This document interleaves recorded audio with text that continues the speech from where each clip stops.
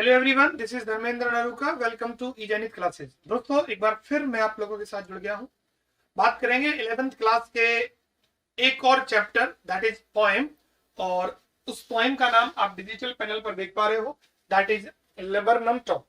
Writer है Ted Hughes और UK based writer है, यानी ही बिलोंग्स टू लंदन। तो इस पोएम की आज हम बात कर रहे हैं और इसमें तमाम जो बातें हैं उन सभी को हम एक एक करके देखेंगे। पोएम का नाम आपको ध्यान रखना है, क्या? The laburnum top. लेबरनम क्या है? एक ट्री का नेम है ना? ये क्या है? एक ट्री है और इसको लिखने वाले हैं टेड ह्यूज और बिलोंग टू इंग्लैंड। कहाँ के रहने वाले हैं वो? इंग्लैंड के रहने वाले, यानी कि इंग्लिश पोइट है। He is a English poet. इनकी जो पोइम है लेबरनम टॉप, उसी की चर्चा आज हम लोग कर रहे हैं और इसमें जो भी बातें हैं उन सभी चीजों को हम एक एक करके देखने वाले हैं। तो हो जाइएगा आप लोग तैयार और शुरुआत हम कर रहे हैं इसकी लेबरनम टॉप की, जो कि आपकी एक पोइम है, आपके सिलेबस का हिस्सा है। देखिएगा, जो लेबरनम जो ट्री है, एक्चुअली इसका कलर कैसा बताया गया है? येलो बताया गया है और ये जहरीला होता है। कैसा होता है? जहरीला होता है। पॉइजन इसके अंदर होता है। इस पेड़ के अंदर माय डियर क्या होता है? पॉइजन होता है, ऐसा पॉइंट बता रहे हैं। और इसका कलर, यानी कि इसके फ्लावर्स जो हैं, यानी इसके फ्लावर्स जो है वो येलो कलर के हैं। यानी इसमें जो फ्लावर्स आते हैं वो कैसे हैं? येलो फ्लावर्स हैं। और ये जो पोइम है ये करीब सितंबर के महीने की है। कब की है माय डियर? सितंबर के महीने की है। अब सितंबर महीने की इसलिए बताया गया, येलो फ्लावर्स एक्चुअली राइपनिंग का साइन होते हैं ना। येलो फ्लावर्स एक्चुअली यानी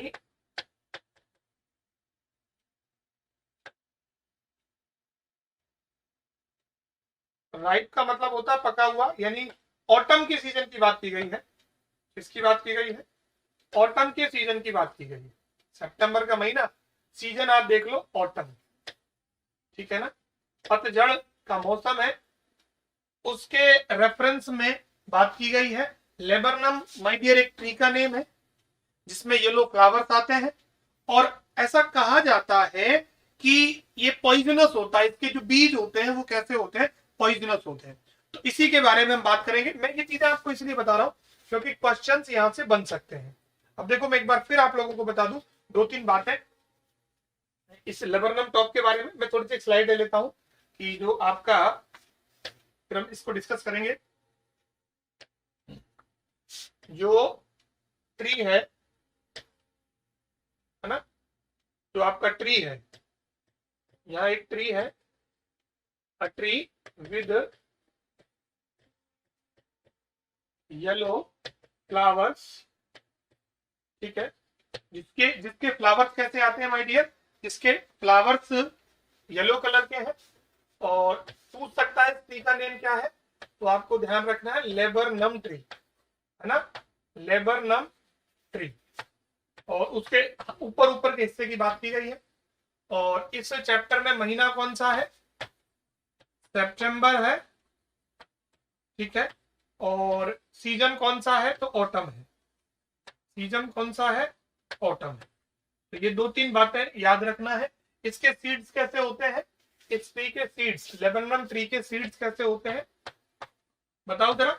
सीड्स माय डियर इसके पॉइजनस होते हैं ना। कैसे होते हैं? पॉइजनस इसके क्या होते हैं? सीड्स होते हैं। तो ये दोनों तीनों क्वेश्चंस माय डियर आपके डिजाइन हो सकते हैं कि ट्री के जो फ्लावर्स है वो कैसे हैं? येलो फ्लावर्स है, इसका नाम लेबरनम है, सितंबर महीने का टाइम है, ऑटम का सीजन है और पतझड़ ऋतु है। येलो कलर तभी आता है पेड़ों में और सीड जो है इसके वो जहरीले होते हैं। ठीक है, उनको कोई खा नहीं सकता क्योंकि वो जहरीले होते।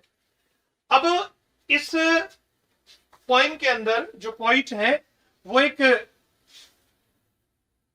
पक्षी है गोल्ड फिंच करके, ठीक है, तो उसको लेकर वो इस चैप्टर के अंदर चर्चाएं कर रहे हैं। तो उन्हीं को आज हम एक एक लाइन टू लाइन एक्सप्लेनेशन के साथ जानेंगे। So let's get started. और इधर देखिएगा, the laburnum top is silent quite still in the afternoon yellow September sunlight a few leaves yellowing all its seeds fallen।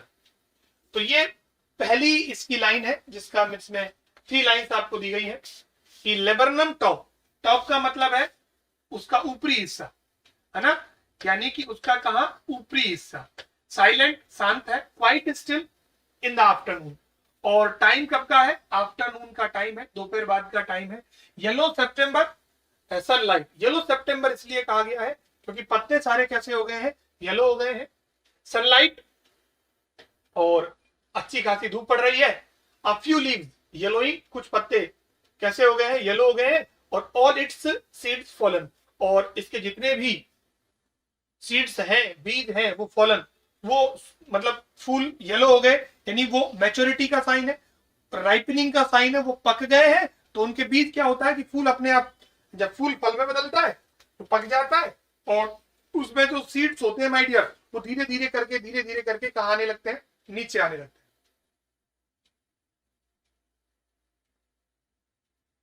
अब यहां के बाद till the gold finch comes, और ये सारी कहानी आफ्टरनून की है, जब तक गोल्ड फिंच यानी अ सिंगिंग बर्ड है।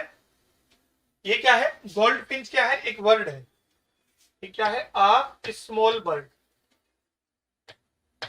एक स्मॉल बर्ड है जो गाना गाती है, और इसका येलो फेदर्स होते हैं, है ना, इसके फेदर्स कैसे होते हैं, येलो फेदर्स होते हैं,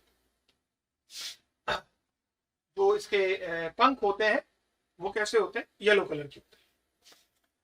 till the gold finch comes, जब तक गोल्ड फिंच आती है, और विथ अ ट्वीचिंग चिरप,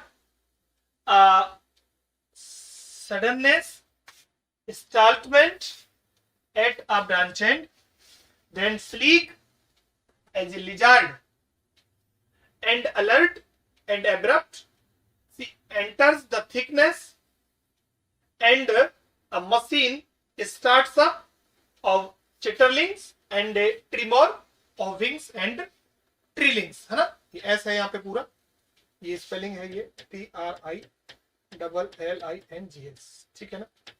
अब देखो क्या होता है कि इसके पहले तो वो 3 लाइन जो हमने पढ़ी, वो लाइनें किसके बारे में बता रही है माय डियर, वो तीनों लाइनें बता रही हैं कि लेबरनम टॉप जो है वो किस तरीके का पेड़ है, क्या क्या चीजें उसके अंदर हैं, ये सारी बातें इसमें बताई गई है। अब जैसे ही गोल्ड फिंच आती है, ट्वीचिंग चिरप, चिरप होता है चहचाने की आवाज, चिरप क्या होती है माय डियर, चहचाने की क्या होती है, आवाज होती है, जो बर्ड्स करते हैं ना, चिरपिंग, जिसे हम क्या भी कहते हैं, चिरपिंग भी कहते हैं। चिरप से आप क्या समझ सकते हो, चिरपिंग, ठीक है ना।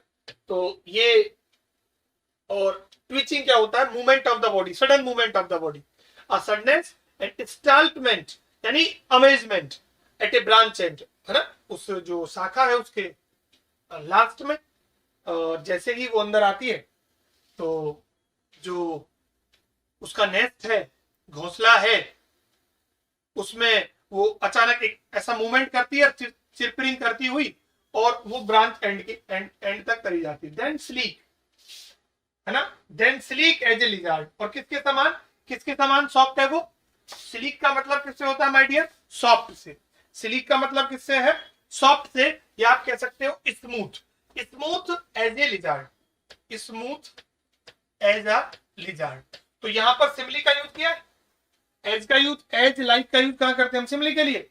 तो देन स्लीक यानी smooth as a lizard and alert and abrupt she enters the thickness. Thickness बोले तो कहा, मतलब उस नेस्ट में वो एंटर करती है। एंड ए मशीन, मशीन कहा गया नेस्ट को, स्टार्ट्स अप ऑफ चिटरलिंग, है ना, वो छोटे छोटे बच्चे जैसे ही जो मेन बर्ड है वो आती है, उसके बच्चे क्या करने लगते हैं, आवाज करने लगते हैं। And A trimmer of wings, और विंग्स की आवाज आती है। ट्रिमर झटका होता है, वैसे ट्रिमर जिससे कोई भूकंप आता है तो ट्रिमर होता है, तो उसको झटका कहते हैं। एंड ट्रिलिंग, ट्रिलिंग्स होता है कि जो छोटे छोटे बच्चे हैं वो तेज तेज चहचहाने लगते हैं। To sing a series of quickly repeated high notes. तो अब जो गोल्ड फिंच है वो अंदर आती है, सडन मूवमेंट से उसमें जाती है। अमेजमेंट यानी थोड़ा आश्चर्य आश्चर्य होता है, मतलब वो आती है तो वहां पर माहौल थोड़ा सा बनेगा। और किसके समान अंदर घुसती है, स्लीक एज ए लिजार्ड, जैसे कि कोई लिजार्ड हो, छिपकली हो। एंड अलर्ट, सावधान है। एब्रप्ट, तेजी से। सी एंटर्स द थिकनेस, और थिकनेस यानी जो परत बनी हुई है उसके अंदर आती है। एंड द मशीन स्टार्टअप, और मशीन बोले तो नेक्स्ट स्टार्टअप, यानी छोटे छोटे बच्चे माँ को देखते हैं कि माँ अंदर आ गई है, तो दे स्टार्टिंग नॉइज, तो वो आवाज करने लगते हैं। ऑफ चिटरलिंग्स यानी sound made by baby bird. And A trimmer of wings, और छोटे छोटे उनको वो मूवमेंट करते हैं अपने जो पंख होते हैं उनसे। एंड ट्रिलिंग्स, और एक साथ वो गाते हैं हाई पिच नोट में, तो वहां पर मतलब चारों तरफ कोलाहल हो जाता है, खूब सारी आवाज होती है। तो ये सारी बातें आप एक बार देख लो और नोट डाउन कर लो, जो भी चीजें मैंने यहाँ पे लिख रखी है सारी चीजें आप लोगों के लिए काम की। ट्रिमोर का मतलब आप एक तरीके से मान सकते हो कि मूवमेंट ही होगा, movement of wings, sudden movement of wings. Then इसके आगे बढ़ते हैं। The whole tree trembles and thrills, यानी होल ट्री, यानी होल ट्री का मतलब यह है कि पूरा की पूरा जो पेड़ है ट्रम्बल्स, यानी वो ट्रम्बलिंग करने लगता है, हिलने लगता है। एंड थ्रिल्स, थ्रिल्स का मतलब होता है जॉय में नाचना। तो यहां पर क्या हुआ है, ट्री को थ्रिल्स यानी नाचने लगता है, तो पर्सोनिफिकेशन है। क्या है, पर्सोनिफिकेशन है। पेड़ कैसे नाचेगा भाई, तो ये क्या है, पर्सोनिफिकेशन है। सेक्स वायलेंटली यानी वो जोर जोर से हंसने लगता है। It is the engine of our family. It बोले तो गोल्ड फिंच, इट बोले तो गोल्ड फिंच, और गोल्ड फिंच को क्या माना, इंजन, है ना। इंजन यानी इसका हेड है, किसका, ये पूरी फैमिली जो है इसका ये हेड है। तो यहां कौन से फिगर ऑफ स्पीच का जो है मेटाफर, जब आप दो डिसिमिलर ऑब्जेक्ट में डायरेक्टली कंपैरिजन करते हो तो वो क्या कहलाता है, मेटाफर कहलाता है। सी स्टॉक्स इट फुल, इट बोले तो किसको, नेक्स्ट यानी सभी बच्चों के पेट को उसने भरा। Then floods out to branch and, और उसके बाद वो कहां आ गई, ब्रांच एंड तक आ जाती है। Showing her bared face identity mask, और अपना जो स्क्रिप्ट फेस है वो दिखाते हुए, जैसे कि कोई मास्क पहना हुआ है। देन विथ हर मिस्टीरियस और स्ट्रॉन्ग वे डेलिकेट विसल सिरप विस्परिंग, और वो फिर वही आवाज करती है, वही हैबिचुअल आवाज उसके द्वारा की जाती है। एरी का मतलब होता है स्ट्रेंज वे। क्या मतलब होता है, स्ट्रेंज वे।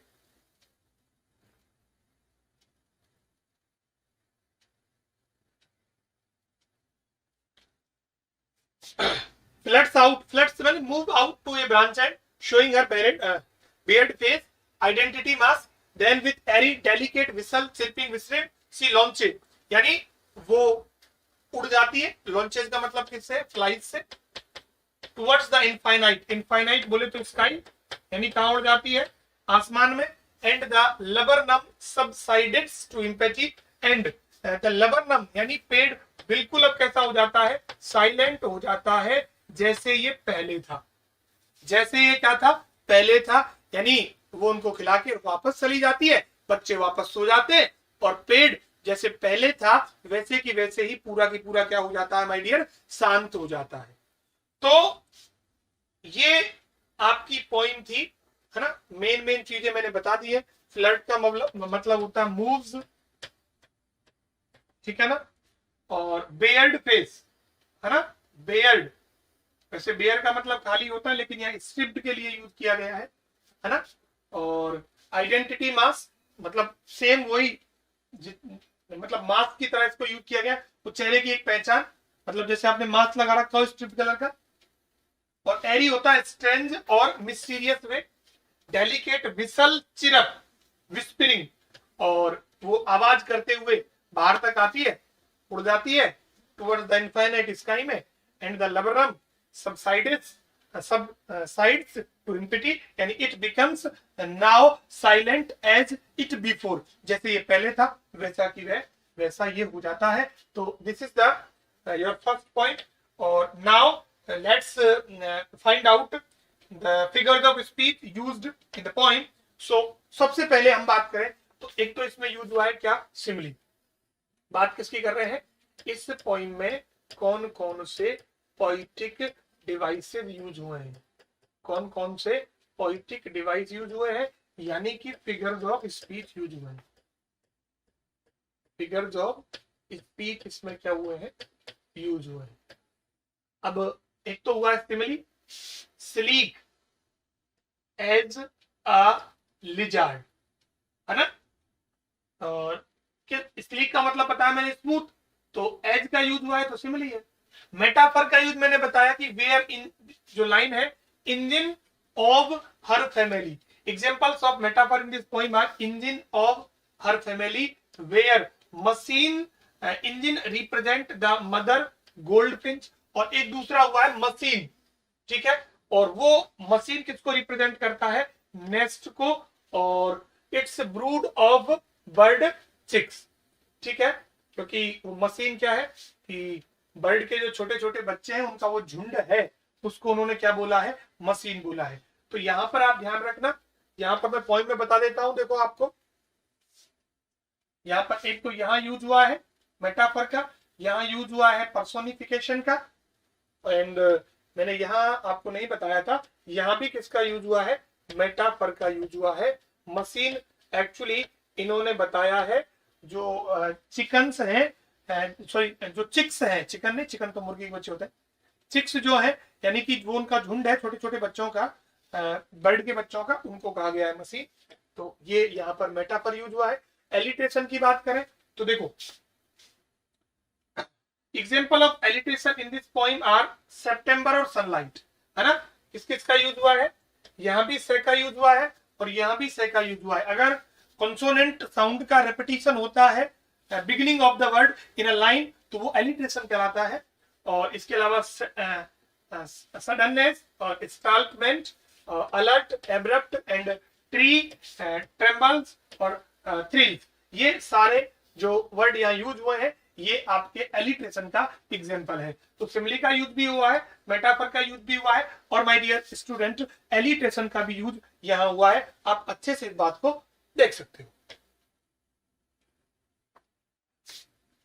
ओने में टेपिया जो है यानी साउंड सजेस्ट सेंस, है ना,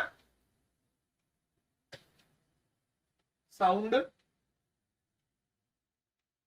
है ना, मतलब आप ये समझो कि हमें किसी वर्ड से साउंड का अगर पता चल जाता है तो उसे कहते हैं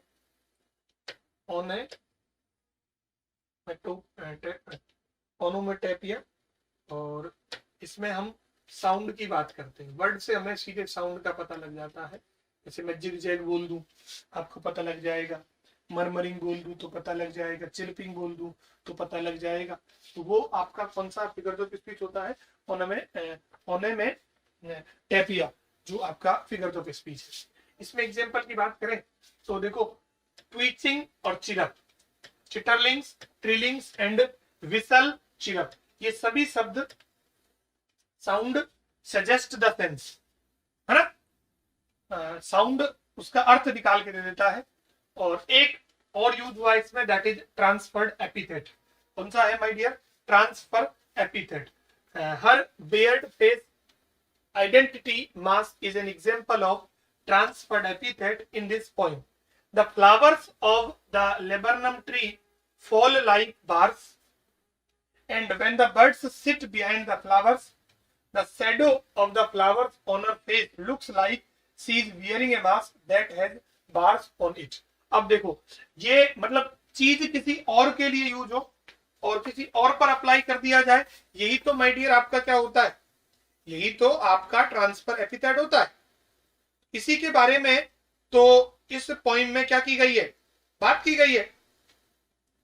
इस पॉइंट में बात की गई है कि ट्रांसफर एपिथेट यूज हुआ कैसे है कि जो फ्लावर्स हैं लेबरनम ट्री के, वो बार्स यानी कोई जैसे सलाखें जो होती है उनके समान है, और जब बर्ड्स फ्लावर पर बैठती है तो फ्लावर्स की शैडो जो होती है उसके चेहरे पर इस प्रकार पड़ती है मानो कि वो उसका चेहरा स्ट्रिप्ड हो। तो बार्स का यूज एक्चुअली किया किसी और के लिए जाता है, लेकिन यहां हो किसी और के लिए हो रहा है। अब ट्रांसफर एपिथेट की डेफिनेशन अगर आप देखें तो सिंपल है, जब किसी एडजेक्टिव का यूज किया तो किसी और के लिए जाता है लेकिन कर किसी और के लिए जाता है, तो हम उसे कहते हैं ट्रांसफर्ड एपिथेट। तो ये इस पॉइंट में आप लोगों के चार जो है वो एक तो ट्रांसफर एपिथेट, एक ओनोमेटोपोइया और एलिट्रेशन, मेटाफर और सिमिली, ये आपके मेन इसमें क्या बनते हैं, मेन आपके इसमें फिगर्स ऑफ स्पीच बनता है। इस स्लाइड को जरूर ध्यान रखना कि सितंबर का महीना है और आफ्टरनून का टाइम है, ये भी ध्यान रखना। किसका टाइम है, आफ्टरनून का टाइम है, ठीक है ना। और सनलाइट है, ये सारी बातें क्वेश्चन बन सकते हैं। सनलाइट है, फिगर्स ऑफ स्पीच से क्वेश्चन बन सकते हैं। तो ऐसे क्वेश्चंस की डिजाइनिंग यहां से हो सकती है। तो माय डियर स्टूडेंट, ये थी आपकी पॉइंट लेबरनम टॉप, जिसको हमने डिटेल से देख लिया है, और इससे जो भी क्वेश्चंस बनते हैं वो पॉइंट्स मैंने आपको नोटेड करवा दिया है ना, पॉइंट्स टू बी नोटेड, कि कहां से क्वेश्चंस बनते हैं, ये सारी बातें मैंने आप लोगों को कंप्लीटली बता दी। तो डियर स्टूडेंट, ये थी आपकी ये पॉइंट, और बात करेंगे नेक्स्ट सेशन में। तब तक के लिए bye bye, take care and thank you so much.